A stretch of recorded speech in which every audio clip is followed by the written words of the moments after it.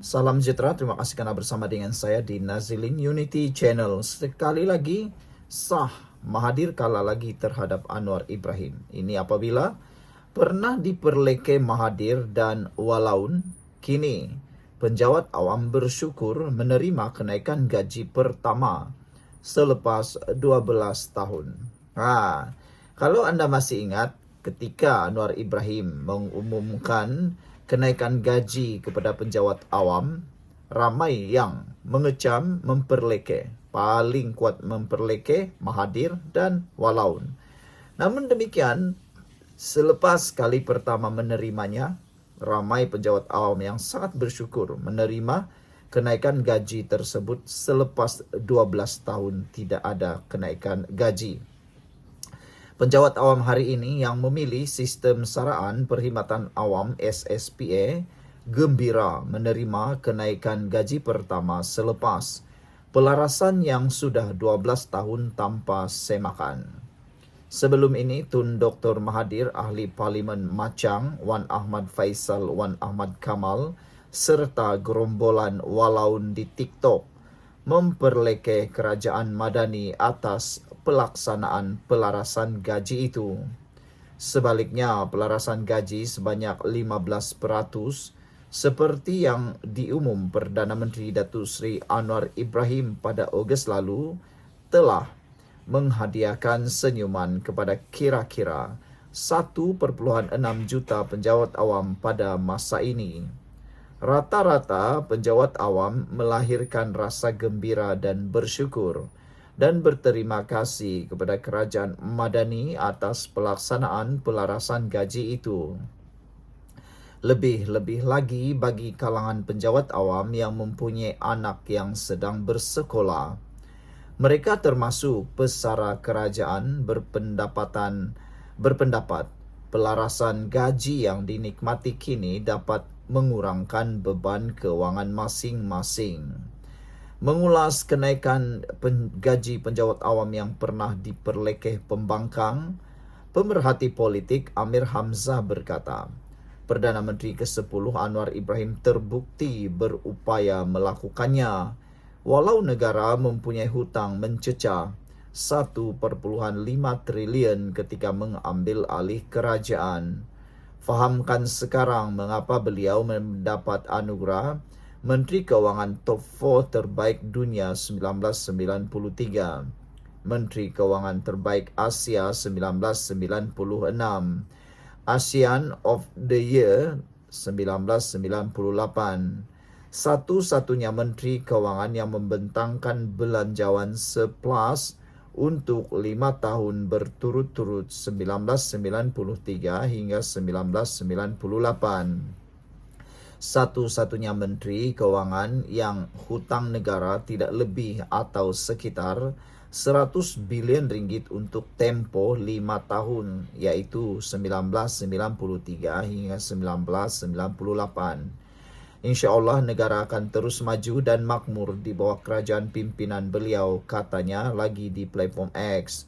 Berdasarkan SSPA, pegawai kumpulan pelaksana dan kumpulan profesional pengurusan yang memilih skim berkenan akan menerima pelarasan gaji sebanyak 15% secara berfasa, iaitu 8% bagi fasa 1 pada Disember 2024, manakala 7% untuk fasa 2 pada Januari 2026.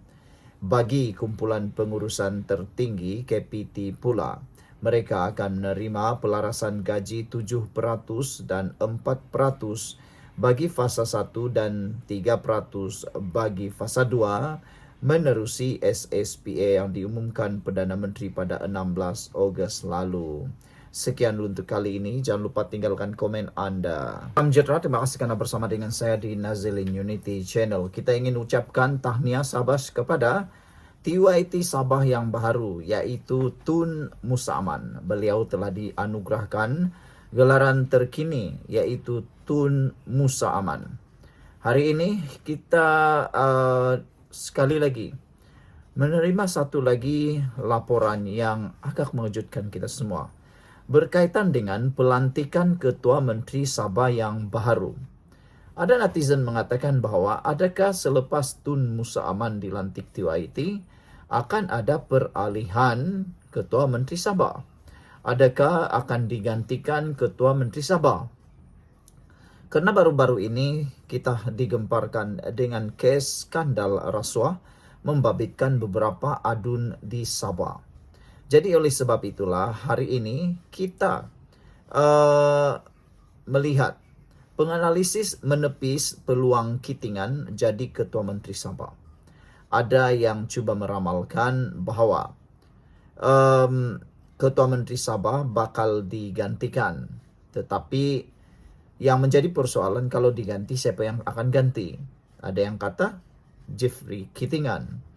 Namun ini adalah pendedahan daripada penganalisis, yaitu penganalisis menepis peluang Kitingan jadi Ketua Menteri Sabah. Mustahil untuk Kitingan menjadi Ketua Menteri tanpa sokongan penuh GRS.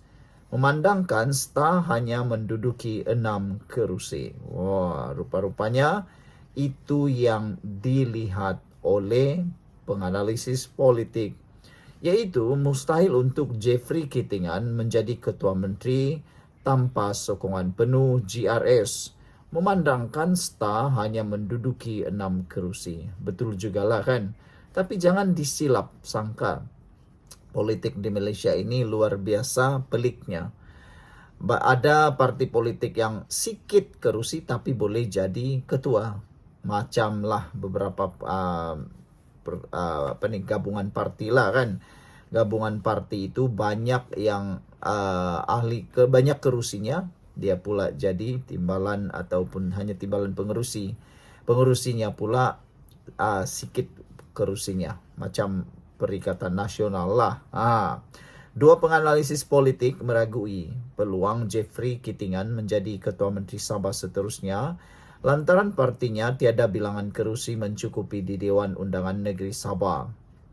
James Chin dari Universiti Tasmania berkata, mustahil bagi Jeffrey Kitingan untuk memimpin Sabah memandangkan Parti Solidariti Tanah Air khusus STA hanya menduduki 6 daripada 79 kerusi di Dewan Legislatif Negeri.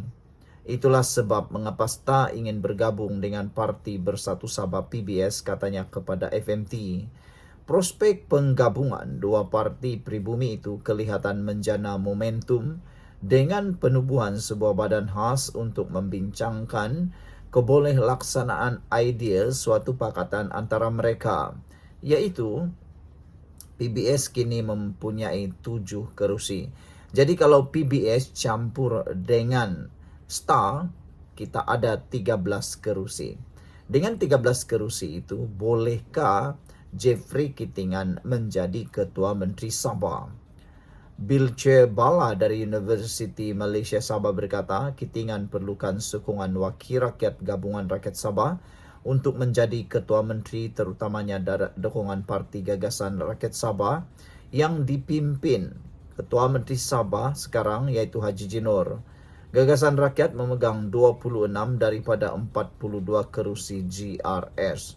Walaupun Presiden STA mempunyai kelayakan yang baik untuk menjadi Ketua Menteri, sokongan politik yang mencukupi adalah penting untuk memenuhi keperluan perlembagaan Sabah, katanya.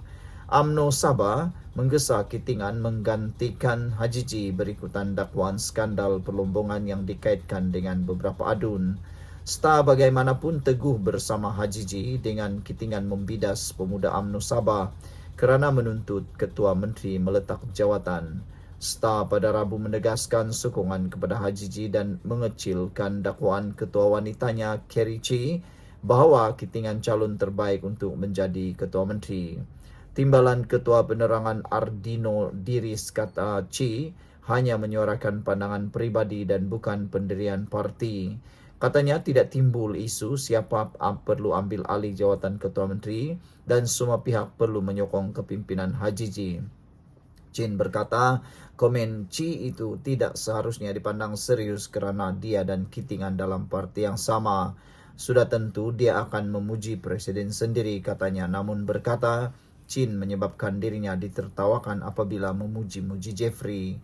Bill Che berkata, Komenci mungkin bertujuan untuk menunjukkan sokongan dan keyakinan kepada presidennya, terutama dalam situasi politik yang tidak menentu. Bagaimanapun pandangan itu menimbulkan spekulasi dalam kalangan ahli politik, Jerez lantas boleh menjejaskan hubungan antara Hajiji dan Jeffrey. Sama ada yang merupakan tindakan melobi secara langsung atau tidak, bergantung kepada perspektif dan interpretasi individu, katanya lagi. Sekian untuk kali ini, jangan lupa tinggalkan komen Anda.